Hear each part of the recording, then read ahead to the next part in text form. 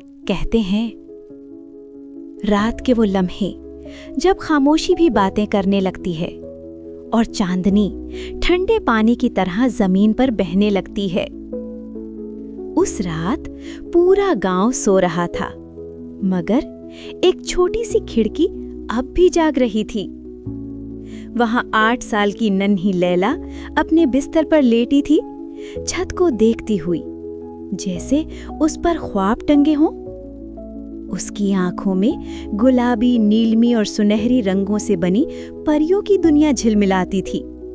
वो सोचती, शायद बादलों के पार पेस्टल रंगों के किले हों, जहां परियां सितारों पर धुन बजाती हों। फिर अचानक कमरे में एक रोशन चमक फैल गई, ऐसी जैसे चांदनी रेशम बनकर हर चीज को छू रही हो। लैला ने आहिस्ता से आंखें खोली और देखा, हवा में एक नन्ही परी तैर रही थी। उसके पर नीलमी और गुलाबी रोशनी जैसे शफ्फाफ, और हाथ में सुनहरी छड़ी जिसके सिरे पर एक नन्हा सितारा हल्का सा धड़क रहा था। परी ने मुस्कुरा कर कहा, प्यारी लैला, मैं फेरी लैंड से आई हूँ, वही दुनिया जिसके ख्वाब तुम हर रात देखती हो।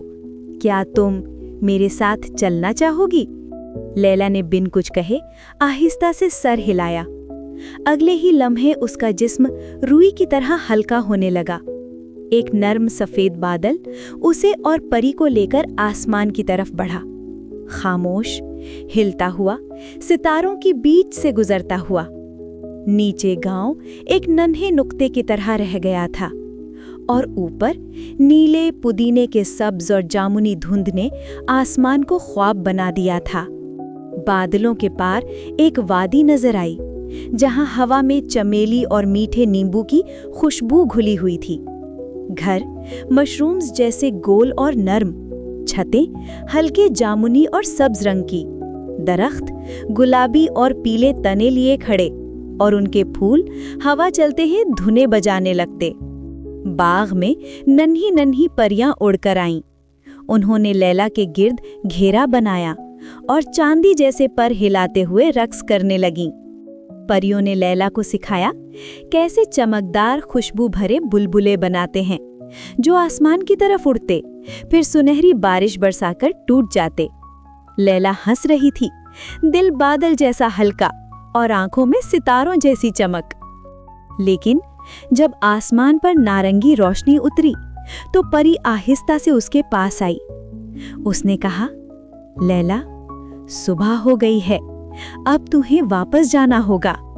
उसने एक छोटा सा चमकता मोती लैला के हाथ में रखते हुए कहा, जब भी तुम हमें याद करोगी, ये मोती तुम्हें हमारी खुशबू और रोशनी याद दिलाएगा।